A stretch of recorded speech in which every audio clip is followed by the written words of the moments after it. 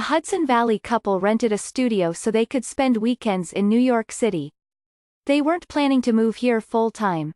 When Jeff Carliner and Henry Johnson retired in 2017 and closed a jewelry business they had run together in New Paltz, NY, they decided to find a pied-à-terre in New York City. They had lived in New Paltz since the 1970s, when they both arrived in the upstate town as freshmen at SUNY New Paltz, and they loved their 5-bedroom Victorian house, but they were eager for a more energetic environment. "We're not Florida people," said Mr. Johnson, who was a high school biology teacher, explaining that afternoons spent poolside and balmy winters held little appeal. For decades the couple had kept the thermostat of their drafty house, which they shared with 2 cats, set to 61 degrees. "What we wanted was a place we could spend weekends at, in the city. We've always loved film, theater, dance.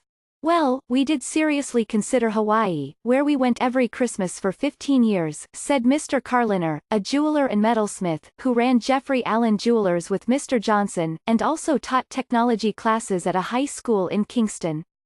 But New York is New York. They decided to test the waters by renting a Manhattan studio and wound up at the Nicole, a Gotham organization rental building on West 55th Street. It was just the perfect fit for us here," Mr. Johnson said. "All the other places we saw, the buildings were so massive, there were like 8 concierges in the lobby. They try to lure you with things like a bowling alley in the building," Mr. Carliner said. "But what we really wanted was a place where the concierges knew us. We're not coming to New York to bowl in the building. We're coming to New York because of the people." But if the building was a perfect fit, it soon became clear that a studio apartment wasn't. Shortly after signing their lease in May 2017, the couple began spending more time there than they anticipated. $5,845, Hell's Kitchen, Manhattan occupations. Mr. Carliner is a former high school teacher and a retired jeweler and metalsmith, who used to own and operate Jeffrey Allen Jewelers. Mr. Johnson is retired high school biology teacher who helped run the business. On being close to the Port Authority, catching a bus to New Paltz is a breeze, and they love being close to the city's performing arts scene. "We saw one show that was so close to our apartment that if the bathroom line was too long during intermission, I could have come back here," Mr. Carliner said. Making friends. The building's monthly events have been a great way to meet and hang out with their neighbors. Anniversaries. The couple met in college and have been together 43 years.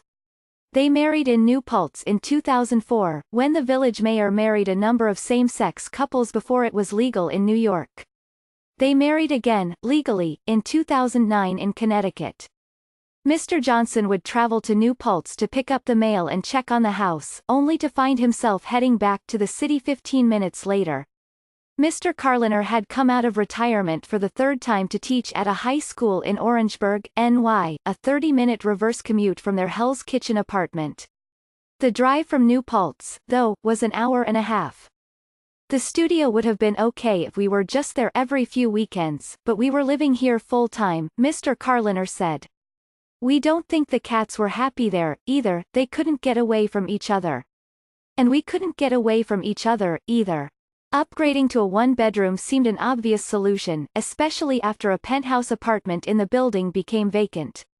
Delighted to not be so cramped, Mr. Johnson started going on shopping expeditions to their house in New Paltz, bringing back artifacts from the 57 countries they visited together. With their curios around them, a growing number of New York friends and a Hudson River view from the kitchen, a feature especially prized by Mr. Johnson, who loves to cook and tries to find a cooking class whenever they travel, New Paltz beckoned less often.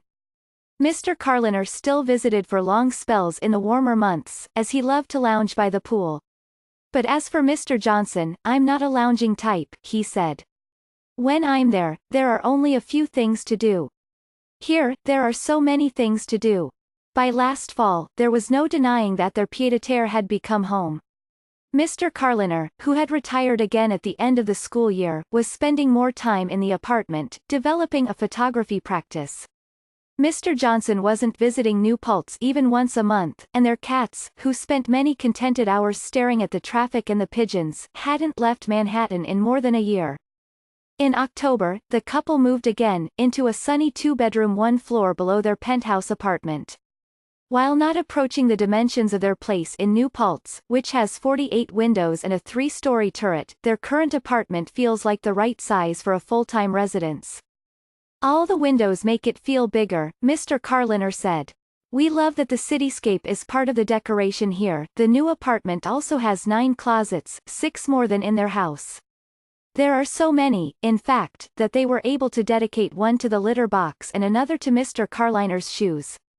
And after living in a Victorian for 35 years, moving into a relatively new building, the Nicole was built in 2003, has been a nice change in other ways, as well.